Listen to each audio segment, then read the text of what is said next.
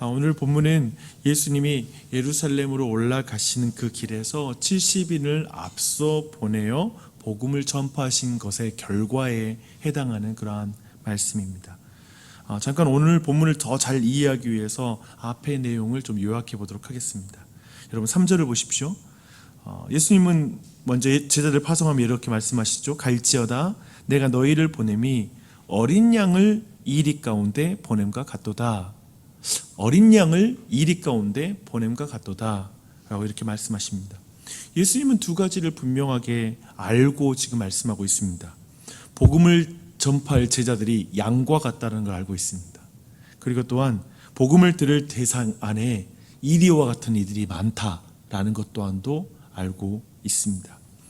스스로 지킬 수 없는 무력한 양과 집요하게 먹잇감을 추적하여 기어코 잡고야만은 늑대를 지금 비교해서 말하고 있습니다. 오늘도 우리를 주님이 세상을 향해 나가시는 거 보실 때 이를 내가 이리가 아니라 양을 이리 가운데 보내는 것 같다라고 말씀하지 않으실까 그런 생각이 또 듭니다. 지금 제자들을 너무 약하게 표현하는 것 같고 또한 그 추수밭에 있는 사람들을 너무 강하게 표현하는 것 같습니다. 그런데 여러분이 9장을 읽고 또 앞에 있는 8장을 쭉 읽어가다 보면 여러분은 이 내용을 충분히 이해할 수가 있습니다. 볼까요? 9장 57절부터 62절 한번 잠깐 눈으로 보십시오. 눈을 보면서 들어보십시오. 어떤 사람이 예수님을 따르겠다고 찾아왔습니다. 그런데 예수님이 노숙할 각오를 해라 라고 이렇게 말씀하시자 뒤로 내뺍니다. 재밌죠? 천국 복음을 전파할 준비와 각오가 전혀 되어 있지 않은 사람이 예수님의 주변에 있었던 것이죠. 그 앞에 51절부터 56절을 보십시오. 야고보와 요한이 예수님과 제자들을 받아들이지 않는 사마리아 사람들을 향해 말합니다. 주여, 저들에게 합당한 벌은 소돔성에 하나님께서 행하셨던 그 징계죠. 불이 떨어지도록 기도할까요? 이렇게 말합니다. 그냥 예수님과 그분의 사역을 받아들이지 않은 것인데 그 정도로 분노에 타오릅니다. 이게 제자의 모습이죠. 주를 따른다고 말하면서 주를 따르는 의미를 전혀 알지 못하는 그러한 것을 지금 제자들이 보여주고 있습니다. 46절부터 48절도 한번 보십시오. 제자들 사이에 누가 크냐라는 논쟁이 있었습니다. 주를 따르는 일에 참된 의미를 오해하고 자기 자신의 지위와 이익과 권세와 세력을 확대하고 싶어하는 게 바로 제자들의 모습이었습니다. 여러분, 솔직히 말해서 예수님이 없으면 내세울 것이 하나도 없는 사람들이 바로 이 제자들이었죠. 아무리 추수할 것이 많아도 이런 제자들은 내보내면 안 될 것 같아요. 그렇죠? 이 정도 준비 안 됐으면 밖에 내보내면 안 되죠. 근데 그 제자들을 예수님이 파송하십니다. 참 양과 같죠. 그렇죠? 이게 바로 양의 상태죠. 그런 양을 예수님이 보내세요. 더더욱이 추수밭에는 늑대들이 득실거리고 있었습니다. 9장 37절로 43절에는 이제 귀신 들린 아이를 데려오는 한 아버지의 모습을 그리고 있죠. 그 주위로는 예수님이 기적을 베푸는 것을 구경하기 위해서 모인 사람들이 있었습니다. 어떻게 하는지 보고 예수님 그들에게 외쳐요. 패역한 세대여, 내가 얼마나 너희와 함께 있으며 너희에 대해서 참으리요 라고 이렇게 말씀합니다. 이 패역한 세대에는 믿음과 불신앙을 왔다 갔다 하면서 그 미약한 믿음으로 나와왔던 그 아버지가 이 패역한 세대에 속하죠. 또한 그 중에 더 많은 기적을 보고 싶어서 내가 더 기적을 베푸면 내가 믿을게 라고 말하면서 기적 중독자들이 그 주변에 많이 있었습니다. 구경하고 있습니다. 또한 빌미를 찾아서 예수님을 넘어뜨릴 공리를 하고 있는 이스라엘의 지도자들도 그 주변에 있습니다. 그게 패역한 세대죠. 오늘날에도 동일하죠. 몇 날이 걸리더라도 먹잇감을 지치지 않고 계속 추적하면서 약점을 드러낼 때까지 보다가 결국엔 먹잇감을 낚아채는, 물어뜯는 그 늑대 떼와 같은 그 비슷한 자들이 세상에는 가득하게 있죠. 그리스도인을 볼 때도 그래요. 저게 언제 넘어지나 보자. 그렇게 보고 있는 것 같아. 내가 조금만 해도 그리스도인도 별거 없네 라고 말하는 사람이 주변에 가득 있는 것 같아요. 전도밭이 이렇게 험악하고 위험한 상황인데 그렇다면 더더욱 제자들을 보내면 안 되는 거 아닌가? 아까 말했듯이 제자들이 전혀 준비가 안 돼 있으니까요. 마치 훈련되지 않은 사람을 전쟁터로 보내는 것이 너무나 무모하듯이 이 장면, 제자들을 파송하는 장면이 무모해 보이고 한편 우리 모두가 느끼는 느낌이죠. 양과 같은 나 자신과 세상은 너무나 늑대와 같이 보이는 상황 속에 거기에 나아가는 걸음이 가볍지가 않습니다. 만약에 우리 모두가 진지하게 하나님의 사람으로 이 세상에 살고 싶어하는 사명감을 가진 사람이라면 그렇다는 말입니다. 그냥 세상과 똑같이 사는 거, 그거야 그냥 사라지지 않겠습니까? 그런데 예수님은 그들의 전대나 여행 가방이나 신발을 또 가지지 말래요. 흥미롭죠? 지금 이 분위기 느껴지시죠? 그렇지 않아도 지금 할 수 있는 능력은 다 끌어모아도 부족할 판에 스스로 아무것도 할 생각하지 말라고 하는 거예요. 준비하지 마. 너의 힘으로 하려고 하지 마라는 것이죠. 사실 이 싸움은 생각해봐요. 여러분이 이제 늑대가 있는 거예요. 근데 이 양을 어떻게 보낼까 해서 생각을 한 거야. 양의 머리에 투구를 세워. 그리고 갑옷을 입혀. 의미가 있나? 그쵸? 별 의미가 없어. 여기에서 그들에게 필요한 건 목자이죠. 목자가 모든 것을 예비하실 것, 목자가 함께 하실 것을 믿고 나아가는 것이죠. 그쵸? 그것이라는 거예요. 분명은 이 제자들이 세상에 나아가서 이 추수밭에 나아가서 정말 하나님의 사람으로서 복음을 전파하는 사명을 감당하는 것은 오직 그 모든 자리에서 함께 하시는 성령님께서 그를 도우시고 오직 성령님을 통해서만 그 변화가 일어날 거라는 걸 믿는 것이죠. 그것만이 하나님이 행하실 일이죠. 근데 분명히 저는 확신해요. 제자들이 이때 파송받을 때, 예수님께 파송받을 그 당시에는 지금 이 의미를 깊이 파악하지 못하고 두려움과 염려에 가득 차서 투덜투덜 하면서 갔을 것 같아요. 예수님 왜 전대도 못 갖게 하셔? 그렇지 않아도 너무 힘든데 왜 이렇게 우리를 힘들게 몰아붙이시지? 어쩌면 그렇게 투덜거리며 가는 제자들도 많이 있었을 것 같습니다. 그렇게 갔어요. 그런데 웬일입니까? 70인이 가는 곳마다 막 병이 치료되고요. 귀신들이 항복하고 떠나가는 일이 벌어진 거예요. 이제 이 반전을 만들려고 이제까지 설명한 겁니다. 오늘 본문은 이런 반전이에요. 그래서 너무 기쁘죠. 특별히 목자이신 예수님의 이름으로 귀신들이 쫓겨나가는 걸 경험하는 거예요. 이 이름, 예수님이 함께하는 걸 느끼는 거죠. 제자들은 어디를 가나? 그러니 신이 났습니다. 우선 양과 같은 자신들을 통해서 이런 막 놀라운 일이 일어나니까 그런 거 있잖아요. 나한테는 아무런 능력 없고 나를 통해서 한 번도 병자가 안 고쳐졌는데 내가 기도했는데 고쳐졌어. 그럼 얼마나 놀랍겠어요. 신이 나죠. 내가 쓰임 받는 것이 너무 기뻐요. 그리고 그 병이 고쳐지자 저 콧대 높은 사람들, 야 갈릴리 사람들, 저 촌것들 하면서 바라봤던 유대인들이 갑자기 그 자기들을 동경하면서 뭔가 그 눈빛이 바뀌는 눈빛을 보는 게 얼마나 기분 좋아요. 누군가에게 인정받고 누군가에게 신뢰감을 갖게 된다는 건 너무 즐거운 일이에요. 신이 나죠. 제자들은 성공적인 사역의 결과로 너무나 기뻤습니다. 그래서 70인이 이제 예수님께 돌아와서 이렇게 말하죠. 주여, 주의 이름으로 귀신들도 우리에게 항복하더이다. 너무 신이 난 거예요.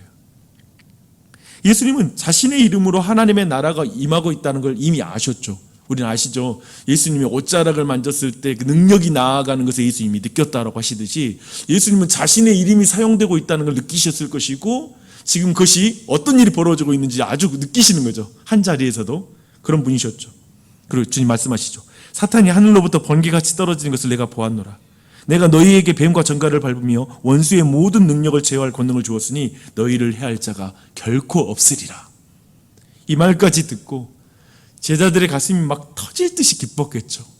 야, 그래 우리를 해할 자가 이제 없는구나 라는 어떤 그 말씀 안에서. 그런데 예수님은 제자들의 기쁨의 이유를 갑자기 너무 바꾸고 싶어 하셨습니다. 그래서 이제 이렇게 말씀하십니다. 그러나 귀신들이 너희에게 항복하는 것으로 기뻐하지 말고 너희 이름이 하늘에 기록된 것으로 기뻐하라. 저는 오늘 이걸 나누고 싶었습니다. 사역의 결과로 기뻐하지 말고 너희 이름이 하늘에 기록된 것으로 기뻐하라.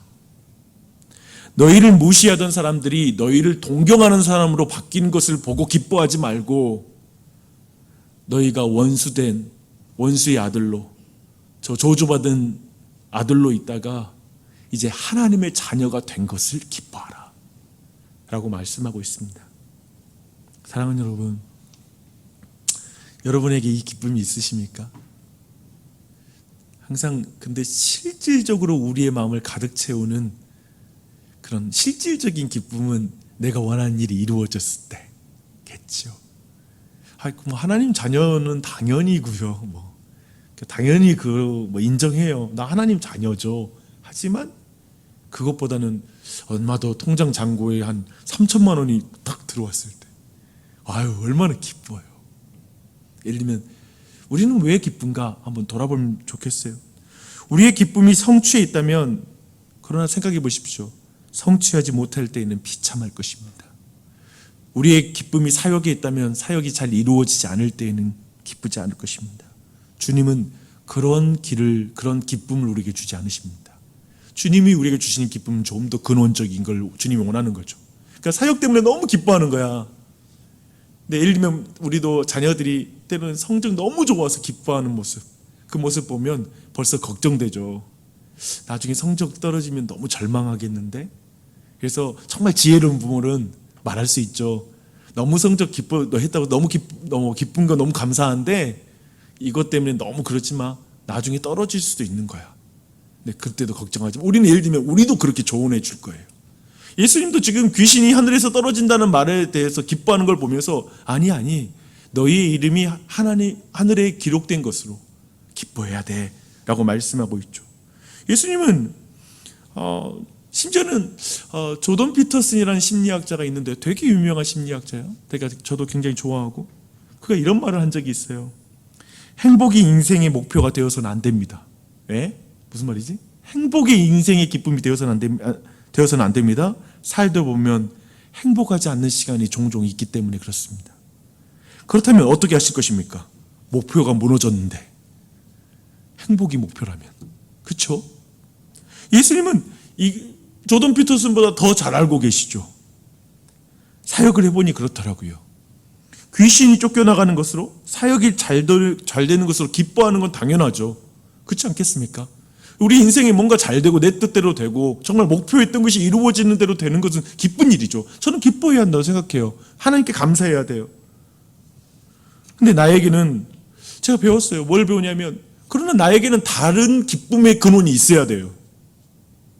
사역이 내 유일한 기쁨의 근원이 된다면 사역이 잘 안 될 때도 있거든요. 그때에는 비참한 것이죠. 예수님은 말씀하십니다. 그러나 귀신들이 너에게 항복하는 것으로 기뻐하지 말고 너희 이름이 하늘에 기록된 것으로 기뻐하라. 아멘. 이 의미를 최근에 소천한 팀 켈러 목사님을 통해서 잠깐 생각해 봤으면 좋겠습니다. 제가 너무나 존경했고 너무나 많은 영향을 받았던 그런 목사님이기도 했죠. 생전에 그와 친밀하게 교제했던 목사님 중에 존 파이퍼 목사님이 계세요. 정말 이분도 너무나 우리에게까지 너무나 많은 책이 번역되어 알려진 그런 목사님이시기도 하죠. 근데 존 파이퍼 목사님이 생전에 팀 켈러 목사님과 마지막으로 주고받았던 그런 이메일에 대한 내용이 많은 사람에게 회자되고 있습니다. 네, 그 이메일을 존 파이퍼가 이제 소개하는 거예요. 근데 그 이메일을 통해서 아마도 팀 켈러가 자신을 통해서 젊은 사역자, 그리고 모든 젊은 그런 그리스도인에게 뭔가 자신을 통해서 말해주기 원하는 말씀을 나눴다고 생각하는 거예요. 근데 마지막에 나눴던 말씀이 누가복음 10장 20절, 귀신들이 너희에게 항복하는 것을 기뻐하지 말고 너희 이름이 하늘에 기록된 것을 기뻐하라 라고 하신 이 말씀에 대해서 이제 팀 켈러가 글을 써서 보낸 거예요. 팀 켈러가 이렇게 글을 쓴 거예요. 누가복음의 구절이, 오늘 말씀이 마틴 로이드 존스 목사님이 죽어갈 때, 마틴 로이드 존스 목사님 또한도 20세기의 영국에 가장 권위 있고 세계적 영향을 준 그런 목회자이세요. 목사님이신데, 마틴 존스 목사님이 죽어갈 때 다른 어떤 구절보다도 평안을 얻었던 말씀이 누가복음 10장 20절이었대요. 그게 그렇게 위로가 됐대요. 왜냐하면 그 사람은 전 세계적으로 유명한 목사잖아요. 모든 그의 사역의 결과와 성취는 사실상은 20세기에 누구도 따라갈 수 없는 그런 성취를 가진 목사거든요. 근데 누가복음 10장 20절이 그에게 위로가 되는 거예요. 그것이 그에게 안정감을 줬다라는 거예요. 내 이름이 하늘에 기록되었다. 내 이름이 하늘에 기록되었다. 이것이 테일러 목사님이 바로 존 파이퍼 목사님을 통해서 하고 싶었던 말이었던 것이죠. 어떤 일이 있더라도 사역자들에게, 그리고 우리에게 성경을 보고 부지런히 문화적인 사역을 하고 온 마음을 다해서 하나님 말씀 전하고 교회를 사랑하고 성도를 돌보는 거 해야 돼. 맞아요. 그러나 그 모든 것 안에는, 모든 것의 기초에는 모든 것보다 우리가 구원받았다라는 걸 기뻐하는 거, 그것이 있어야 한다는 거죠. 그 어떤 것보다 내 아이들 잘 키워야 돼요. 좋은 교육을 받게 해줘야 돼요. 그리고 우리가 해야 될 일이 너무 많아요. 직장 생활도 잘해야 되겠죠. 다 잘해야 돼요. 성공적으로 했으면 좋겠어요. 승진도 했으면 좋겠어요. 제 마음도 그래요. 여러분도 마음도 그렇고. 그런데 그 어떤 것보다 내가 구원받았던 사실을 기뻐하는 것. 내 이름이 하늘에 기록되었다. 이것이 내 안에 믿음으로, 그리고 분명한 사실로 내 안에 경험되어지길 바랍니다. 여러분이 성공적인 삶을 사는 것보다도 구주이신 주님을 더욱 기뻐하십시오. 여러분이 어떤 일보다, 저 같은 경우에 사역보다 주님을 더 사랑하는 것, 그것이 우리를 더 행복하게 만들 거예요. 더 궁극적인 행복이에요. 이게 목표가 돼야 돼요. 다른 것은 목표가 아니에요. 다른 것들은 격가지죠. 우리가 결과로 기뻐하고 더 하고 싶은 것이 있다면, 제가 보니까 그래요. 결과가 잘 나오면 기쁘고요, 더 그걸 하고 싶어져요. 이걸 다르게 말한다면 우리는 결과로 슬퍼하고 하지 않는 것도 너무 많아요. 근데 제가 보니 주님을 따르는 길은 항상 결과가 좋은 게 아니에요. 그래서 포기해버린 게 너무 많아. 전도도 그럴 거예요. 복음 전파 해보니까 안 되던데, 해보니까 안 되던데라는 표현을 쓰는 거죠. 그러니까 안 하겠대. 그런 의미에서 궁극적으로 내 이름이 하늘에 기록되었다라는 것이 목표가 될 때 결과와 상관없이 끊임없이 행하는 것이 가능한 줄 믿습니다.